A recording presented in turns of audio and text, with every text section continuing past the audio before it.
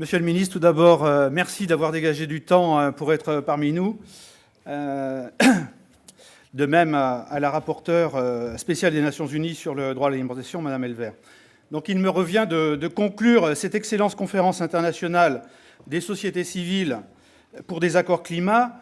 Je le fais en tant que délégué général du Comité catholique contre la faim et pour le développement, le CCFD Terre Solidaire, mais aussi au nom de l'ensemble des ONG organisatrices de cette conférence, que je nomme ACF, Acting for Life, CARE, nous-mêmes, CCFD Terre Solidaire, le réseau Climat Développement, le Secours catholique et avec l'UNICEF France.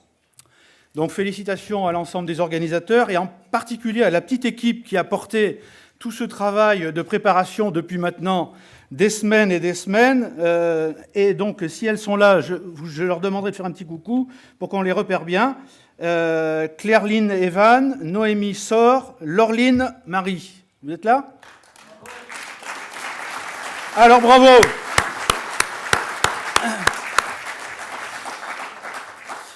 Pourquoi nous sommes-nous mobilisés, ces 6 organisations, pour cette conférence et sur ce thème, la faim, l'autre visage du changement climatique? En France, et vous le savez, Monsieur le ministre, dans le processus préparatoire de la COP21, il y a eu une conférence pour les entreprises, et il y a eu une conférence ou un sommet pour la recherche, un colloque pour l'élevage, un autre pour les collectivités territoriales, et une autre conférence pour le monde agricole. Mais la voix des populations qui subissent de plein fouet les impacts du changement climatique ont été peu entendus. Et nous voulions justement, à travers cette rencontre, que cette voix-là puisse être entendue et que les propositions puissent être portées auprès des négociateurs d'États du Sud et des négociateurs de la France. Alors pourquoi ce thème? L'ensemble de la communauté scientifique internationale, le GIEC en tête, et les acteurs de terrain reconnaissent le lien entre les changements climatiques et la sécurité alimentaire et nutritionnelle. Dégradation des terres, destruction des récoltes, réduction des productions agricoles.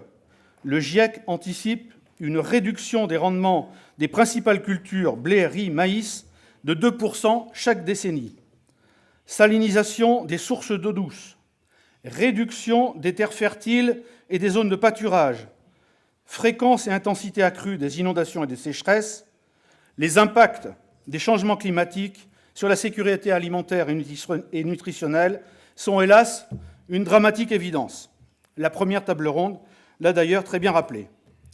805 millions de personnes souffrent de faim aujourd'hui, 180 millions d'enfants souffrent de sous-nutrition, et ce sont 600 millions de personnes supplémentaires qui risquent de souffrir de la faim à cause des changements climatiques à l'horizon 2080, si des décisions importantes ne sont pas prises, en particulier à Paris à la fin de l'année.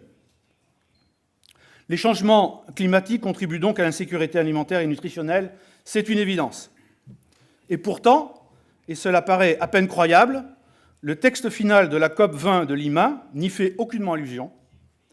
Et depuis Genève, le texte préparatoire à la COP21 y fait allusion 2-3 fois, et encore comme une option. C'est pourquoi nous appelons les États, parties de la CNUC, à intégrer la sécurité alimentaire et nutritionnelle comme un des objectifs de l'accord de Paris. Et nous attendons de la France, présidente de la COP21, qu'elle porte cette proposition.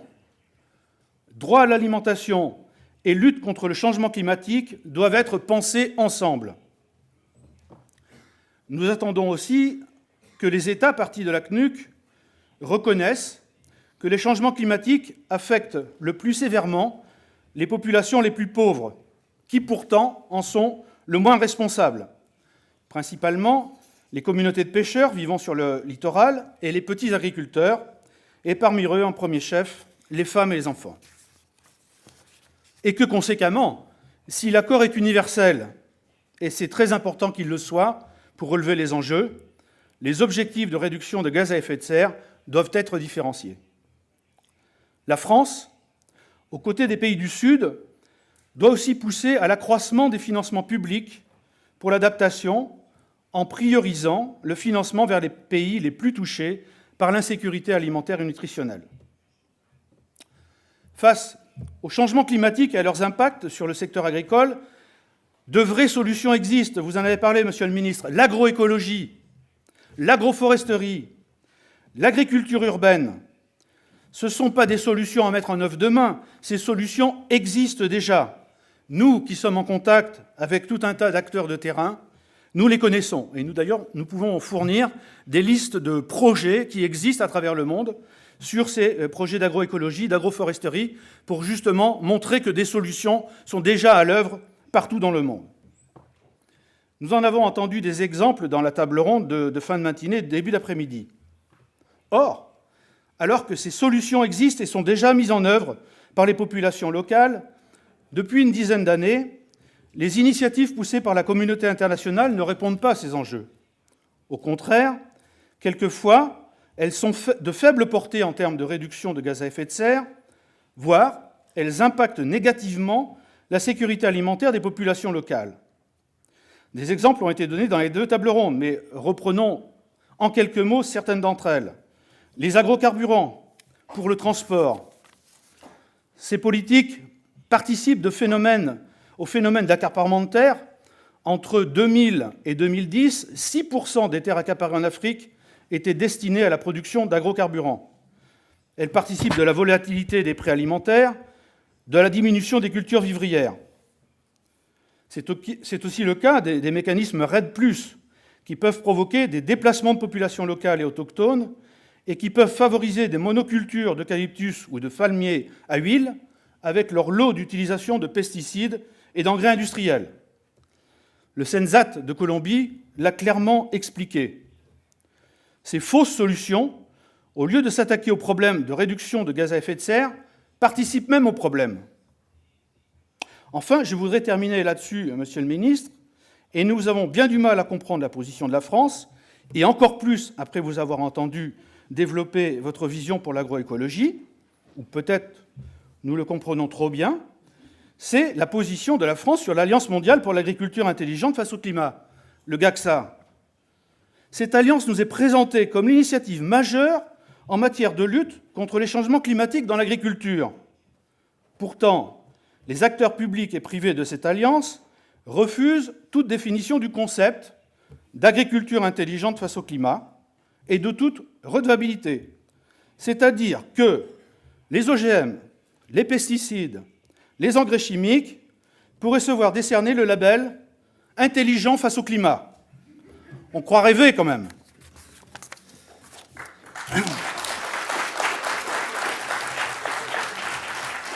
Vous êtes sceptique, monsieur le ministre, et on vous encourage à l'être encore plus. Ce n'est pas normal que la France soit engagée dans cette initiative. Ce n'est pas pour rien que les géants de l'agroalimentaire, des engrais, des pesticides industriels, ainsi que des semences et des biotechnologies, et je les nomme Yara, Syngenta, McDonald's, Monsanto et Danone, soient engagés de manière très volontariste dans cette alliance. Ce n'est pas seulement pour la sécurité alimentaire. La GACSA risque de renforcer le modèle agro-industriel à grande échelle. Or, vous l'avez dit, monsieur le ministre, il faut changer de modèle.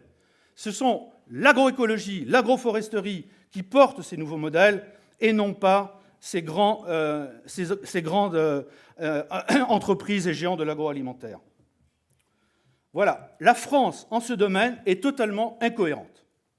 Elle a d'un côté, et ce depuis des années, un discours de soutien à l'agriculture familiale et paysanne, tant au niveau de votre ministère, monsieur le ministre, que du secrétariat d'État au développement et à la solidarité internationale, qu'au niveau de nos centres de recherche. On sait très bien comment l'INRA et le CIRAD défendent cette agriculture paysanne et familiale. Confortés que vous pouvez être par des syndicats paysans et des ONG.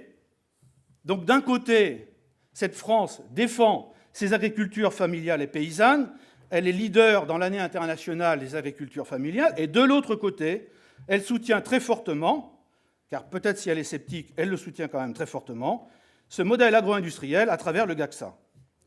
Nous appelons donc la France à rompre avec ces fausses solutions. Les changements climatiques ne doivent pas servir d'alibi pour faire un peu plus de business au détriment des populations les plus vulnérables. C'est pourquoi nous, organisations de la société civile, en amont de la COP21 de Paris, lançons un appel pour que la question de la sécurité alimentaire et nutritionnelle soient prises en compte dans l'accord de Paris. Et donc, je voudrais juste lire cet appel et puis demander aux organisations qui le lancent de bien vouloir me rejoindre sur le podium. Donc, nourrir les négociations sur le climat, appel des sociétés civiles pour lutter contre la faim et les changements climatiques. Alors que 805 millions de personnes souffrent aujourd'hui de la faim, les changements climatiques constituent un fardeau supplémentaire pour la sécurité alimentaire et nutritionnelle et l'accès à l'alimentation des plus pauvres et mettent à mal les efforts actuels déployés dans la lutte contre la faim. Pourtant, ce risque reste très peu discuté dans le cadre des négociations internationales pour le changement climatique. Il est urgent donc que la communauté internationale se saisisse de cette question et prenne des mesures fortes pour y répondre. Dans ce sens, nous appelons les États parties de la CNUC, et la France en tête, à garantir une cohérence entre l'action climatique et les objectifs de développement, de lutte contre la faim, les droits humains et l'égalité femmes-hommes, en s'assurant que les changements climatiques ne deviennent pas un alibi pour justifier de fausses solutions climat. 2. À reconnaître que les changements climatiques affectent le plus sévèrement les populations les plus pauvres qui en sont les moins responsables et dont les capacités d'adaptation sont faibles, notamment les femmes, les enfants, les paysans, les paysannes et les populations autochtones. En s'appuyant sur ce constat, il est nécessaire d'accroître les financements publics pour l'adaptation, principalement sous forme de dons, en les allouant en matière prioritaire aux pays et populations les plus touchés par l'insécurité alimentaire et nutritionnelle. 3. Faire de la lutte pour la sécurité alimentaire et nutritionnelle un objectif commun de l'ensemble des parties de la CNUC, en intégrant la sécurité alimentaire et nutritionnelle dans l'accord de Paris, car nous comptons bien qu'il y ait un accord à la sortie. Préambule, objectifs généraux et chapitres sur l'adaptation et l'atténuation. Il est crucial que l'accord de Paris prenne en considération les impacts de toute politique climatique sur la sécurité alimentaire et nutritionnelle, notamment au regard des mesures d'atténuation concernant le secteur des terres. Quatrièmement, s'engager à mettre en œuvre des plans d'action ambitieux de réduction de gaz à effet de serre, ainsi que des politiques d'investissement dans les énergies renouvelables, respectant le principe d'intégrité environnementale, la sécurité alimentaire et le droit des populations locales. L'effet combiné des engagements nationaux doit permettre de maintenir la température à la surface du globe en deçà du 1,5 degré Celsius de réchauffement à l'horizon 2100. Nous invitons donc les organisations de la société civile et les mouvements sociaux à rejoindre notre mobilisation en vue de la COP21 en signant cet appel adressé à l'ensemble des États parties de la CNUC. Et je vais donc demander aux 6 organisations organisatrices de me rejoindre sur le podium, les délégués généraux ou les présidents ou présidentes, et à venir signer donc cet appel là-bas et à nous dire d'un mot, 30 secondes, d'un tweet, pourquoi elles s'engagent dans cette signature. Puis je vous dirai quelles sont les autres organisations qui déjà ont décidé de nous rejoindre.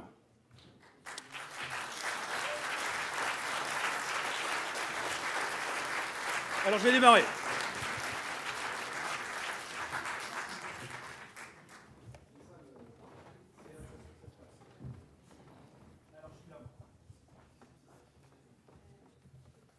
On signe d'abord ? Ouais.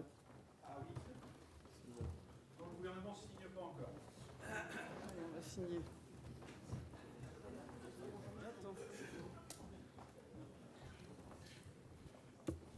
Au fur et à mesure où vous signez, vous me rejoignez et vous dites d'un mot pourquoi vous le faites. Un mot, hein, pas un développement de 15 minutes. Un mot, un tweet. 1, 2. Je vais parler là. Ouais. Jeff Hospital, directeur général d'Acting for Life. Ça fait 42 ans qu'on travaille dans le développement rural, le développement territorial en Afrique, en Amérique latine, en Asie. Nous, ce qui nous intéresse, ce n'est pas l'agriculture intelligente, c'est l'intelligence des agriculteurs. 3 milliards d'agriculteurs, ça fait un paquet d'intelligence. C'est pour ça qu'on signe, nous sommes cohérents. Nous travaillons avec les populations locales, les communautés locales. C'est avec leur intelligence que nous travaillons. Merci.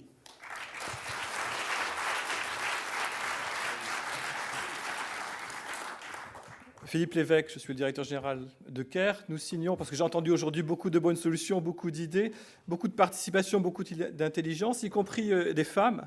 Et j'ai salué cet engagement des femmes et les impliquer pour un accord durable. Et puis un mot, parce que j'étais sensible à ce qu'a dit le négociateur du Sénégal, que lorsqu'il n'a son pays, et lorsque lui-même n'avait pas de position sur un sujet, il écoutait ce que disaient les ONG et il adoptait la position des ONG. Alors ça, c'est un signe de prudence et d'intelligence, et je suis heureux, ensemble, qu'on puisse continuer à faire ce chemin.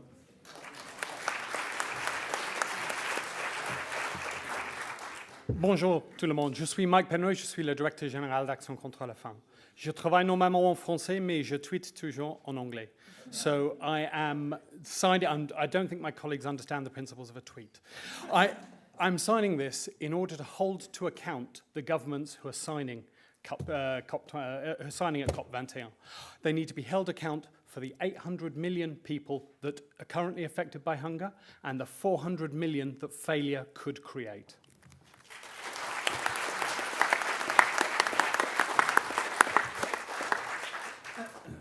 Bonjour à tous, Marion Richard, je suis co-coordinatrice du réseau Climat et Développement. Donc pour la société civile francophone réunie au sein du réseau Climat et Développement, la lutte pour la justice climatique, la lutte contre la pauvreté, la lutte contre la faim, c'est un seul et même combat qui doit passer par les vraies solutions, l'agroécologie, les agricultures paysannes, et donc pas la GACSA, pas l'accaparement des terres par les agrocarburants ou autres.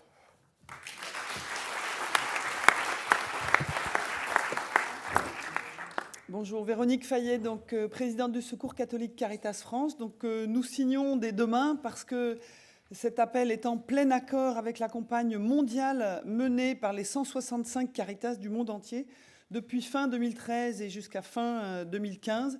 Et le slogan est très très facile à tweeter: une seule famille humaine, de la nourriture pour tous.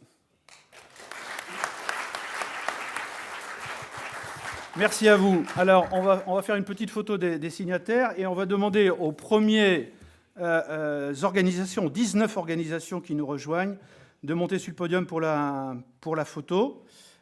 Et puis après, on continuera les signatures et on enverra tout cela à nos différents négociateurs. Et donc, pour ce qui est de la France, au ministère de l'Agriculture, au ministère secrétariat d'État au développement, au ministère des Affaires étrangères. Fondation Nicolas Hulot, Acted, CFSI, Actionnel International. Donc peut-être vous mettez par là pour qu'ils puissent nous rejoindre facilement par l'escalier. Donc Actionnel International, le GRS, Coordination Sud, l'ensemble des ONG françaises, le CRID, AVSF, Oxfam, Réseau Action Climat, CIWF, la voûte nubienne.